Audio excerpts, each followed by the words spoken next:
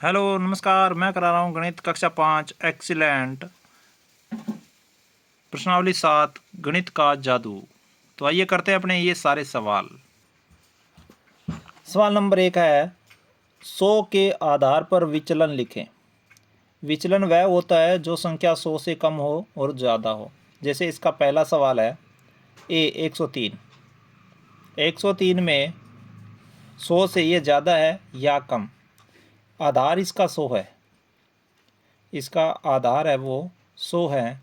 ये 103 संख्या ये इससे ज़्यादा है। ज़्यादा है तो हम प्लस का निशान लगाएंगे। कितना ज़्यादा है? इससे 3 ज़्यादा है। आधार में जितनी जीरो होती है उतने अंकों का विचलन लिखा जाता है। इसमें 2 जीरो है तो इसमें 2 अंक कितने ज़्यादा है हमारे पास 3, लेकिन 03 लिखेंगे इसको। इधर भी 2 अंक होने चाहिए क्योंकि आधार में 2 जीरो है। इसी प्रकार जो 91 है, इसका विचलन कितना होगा? इसका विचलन होगा 100 से कम है। 100 से कम है तो माइनस में आएगा। कितना कम है? ये 9 कम है। सीधा हम 9 नहीं लिखेंगे, जिसको 09 लिखेंगे। क्यों 09 लिखेंगे? क्योंकि इस आधार में 2 जीरो, इसलिए 2 अंक लिखेंगे। उसी प्रकार 114 का प्लस 14 आएगा विचलन, और 83 है, इसका विचलन ये 100 से कम है। 83 है वो 100 से कम है। कितना कम है? कम है तो माइनस लगेगा। और कितना कम है? 17। ये इसका विचलन आएगा। ये मैं आशा करता हूँ ये विचलन आपको समझ में आ गया। दूसरा सवाल है, इसमें आधार 10 है। दूसरे सवाल में आधार 10 होने के कारण इसमें 0 1 है, इसलिए संख्या 0 यानी 0 से लेकर के 19 तक संख्या होगी, उसी का हम आधार से निकालेंगे। अब इसके अंदर 12 संख्या दे रखी है। एक 12 संख्या है वो 10 से ज़्यादा है। और कितना ज़्यादा है? ज़्यादा है तो प्लस लगेगा। कितना ज़्यादा है? 12 10 से 2 ज़्यादा है तो 2 एक अंक में आएगा, क्योंकि आधार में एक ही जीरो, इसलिए एक अंक आएगा यहाँ। इसी प्रकार 18 है तो 18 है वो भी ज़्यादा है। वो भी कितना ज़्यादा है? प्लस। और कितना ज़्यादा है? 8 ज़्यादा। इसका विचलन 8। कम संख्या है तो उसका विचलन कम होगा। 6 है वो कम है तो माइनस में आएगा। कितना कम है? 10 से 4 कम है। हम 10 में से 6 घटा के देखेंगे तो हमारे पास 4 बचेगा, इसलिए विचलन कितना आएगा? 4 आएगा। इसी प्रकार तीसरा सवाल है पूरक अंक। तीसरा सवाल मैं यहाँ बता रहा हूँ आपको। पूरक अंक, पूरक अंक है उसको बोलते हैं हम परम मित्र। हम बोलेंगे इसको परम मित्र। परम मित्र और पूरक अंक एक होता है। परम मित्र में एक अंक दिया जाता है, जैसे 3 दे दिया। इसमें हम क्या जोड़ें कि ये 10 बन जाए? इसमें जोड़ना है, कितना जोड़े कि हमारे पास 10 हो जाए? तो 7, यानी 3 का परम मित्र 7 होगा और 7 का परम मित्र 3 होगा, क्योंकि दोनों का जोड़ कितना होना चाहिए? 10 होना चाहिए। इसी प्रकार ये 8 दे रखा है। 8 में कितने जोड़ें कि 10 बन जाए? तो 8 में हम 2 जोड़ेंगे तो 10 बन जाएंगे, इसलिए 8 का परम मित्र 2 और 2 का परम मित्र 8। 9 का पूछा इसने तो 9 का परम मित्र क्या होगा? 1। 10 हो गए तो 1 का परम मित्र 9, 9 का परम मित्र 1। इसी प्रकार 6 का पूछा है तो 6 का परम मित्र कितना होता है? 4। दोनों को जोड़ें तो 10 हो गया। 4 का परम मित्र 6 हो गया और 6 का परम मित्र 4 हो गया। इसी प्रकार जो बच गए वो बता देता हूँ। एक 5 बच गया। 5 का परम मित्र हमेशा 5 ही होता है। और मैं पूछूं 10 का परम मित्र, तो 10 का परम मित्र 0 होता है और 0 का परम मित्र है वो 10 होता है। ये चीज़ें आपको समझ आ गई होगी। समझ आ गई तो वीडियो को लाइक कर दें। अगला सवाल है चौथा। चौथा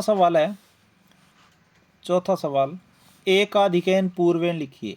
एकाधिकैन पूर्वेन, एकाधिकैन पूर्वेन लिखना है। एका का मतलब होता है एक, अधिक का मतलब होता है प्लस में करना, यानी अधिक करना। और किसको अधिक करना? पूर्वेन, पहले अंक को। जो अंक कहा जाए उसका पहला अंक है उसको हम अधिक करना है। जैसे चौथे में क्या रखा है? 89। 89 है ये। इसमें 9 अंक का कहा है। 9 अंक का एकाधिकैन पूर्वेन करना है। तो हम 89 के 9 है, 9 के पूर्व वाला अंक है 8। अब एक अधिक किस में किया जाता है? किसी के ऊपर जब बिंदु लगाया जाता है तो वो एकाधिकैन बोलते हैं इसको। अब ये 8 के ऊपर एकाधिक एन लग गया, ये 9 आ गया, तो हमारे पास संख्या कितनी बन गई? 9 और 9। 9 का पूर्वेण है एकाधिक एन पूर्वेण, वो 9 9 आएगा 99। इस सवाल को ऐसे करेंगे। इसी प्रकार बी देखेंगे 125। बी में दे रखा है 125। इसमें 2 अंक का कहा है, 2 अंक का, तो 2 के आगे कौन बैठा है? 1 बैठा है, तो हम ऐसे लिखेंगे 125 में 2 अंक का एकाधिक एन करना है, पूर्वेण करना है, तो 2 के आगे पूर्व में जो बैठा है 1, उसका एकाधिक एन करेंगे। ये एक न्यूनयन हो गया, इसके ऊपर लगाएंगे तो एकाधिक एन हो जाएगा। किसी अंकों को एक न्यूनयन करना है तो एक न्यून तो नीचे लगाएंगे, एकाधिक एन करना है तो ऊपर की ओर लगाएंगे। अब ये अपना 2 बन गया, इस प्रकार 2 बोलेंगे इसको, ये 2 यहाँ आ जाएगा, ये 5 यहाँ आ जाएगा। इस सवाल का ये उत्तर है। इसी प्रकार 76 में 7 का कहा है, 76 में 7 अंक का, 7 के आगे कोई नहीं बैठा, 7 के आगे कोई नहीं बैठा, तो हम इसको ऐसे करेंगे, 7 के आगे कुछ नहीं बैठा तो हम इसको 0 लगाएंगे अपनी तरफ से, और इसके ऊपर हम बिंदु लगा देंगे। अब ये हो गया 1, और ये हमारा 7, और ये 6। इस प्रकार 76 में 7 अंक का एकाधिक एन पूर्वेण करना है तो आगे वाले पे बिंदु लगता है, ये 176 आएगा। इसी प्रकार 703 में है तो 0 के ऊपर एकाधिक एन लग जाएगा, तो ये 7 1 3 हो जाएगा। ये अपने आप करोगे डी नंबर सवाल। इसी प्रकार 5वां सवाल है, एकाधिक एन पूर्वेण के साथ योग ज्ञात कीजिए। इसमें पहला है, 5वां सवाल है, एकाधिक एन पूर्वेण के साथ योग ज्ञात करें। जैसे 7, ये सवाल है 5वें का, 7 4 3 2 1 6। एकाधिक एन पूर्वेण करना है इसमें, तो हम 3 में 6 जोड़ेंगे 9 होता है, 4 में 1 जोड़ेंगे 5 होता है, 7 में 2 जोड़ेंगे 9 होता है। ये सीधा का सीधा जुड़ गया, इसमें कोई एकाधिक एन पूर्वेण नहीं लगा। इसी प्रकार ये सीधा ही है, इसका भी एकाधिक एन पूर्वेण। अगर हम एकाधिक एन पूर्वेण के साथ योग करते हैं तो अगर हमारे पास 10 से ज़्यादा संख्या आ जाए तो हम आगे वाले को एकाधिक एन कर देते हैं। उसी प्रकार 6ठा सवाल देखें, निम्न का एकाधिक एन लिखें। 6ठा सवाल बिल्कुल आसान सवाल है, एकाधिक एन करना है, यानी 87 है हमारे पास, इसमें से हम एक अधिक करेंगे तो ऊपर बिंदु लगेगा। अब 7 के ऊपर लगेगा, 8 के ऊपर लगेगा, इसमें एकाधिक एन कहा है तो इसमें इकाई अंक पर एकाधिक एन लगाएंगे, यानी ये 87 है, इसके 7 के ऊपर एकाधिक एन लगाएंगे तो हमारे पास संख्या 8 8 बन जाएगी, यानी 87 का एकाधिक एन हमेशा 88 ही होता है। इसी प्रकार 38 का एकाधिक एन करना है हमें, तो 38 में जो इकाई अंक 8 है इसका हम एकाधिक एन करेंगे तो हमारे पास 3 और 9 आ जाएगा। ये हमें सीखना है। एक न्यूनयन करना है 7वें सवाल में। 7वें सवाल में देखिए एक न्यूनयन कैसे करेंगे, 8 का एक न्यूनयन करना है तो 8 के नीचे बिंदु लगेगा अब की बार, क्योंकि इसका एक न्यूनयन करना है। तो 8 के नीचे एक बिंदु लगाया तो ये कम हो गया, कितना, एक घटाएंगे तो हमारे पास 7 बचेगा।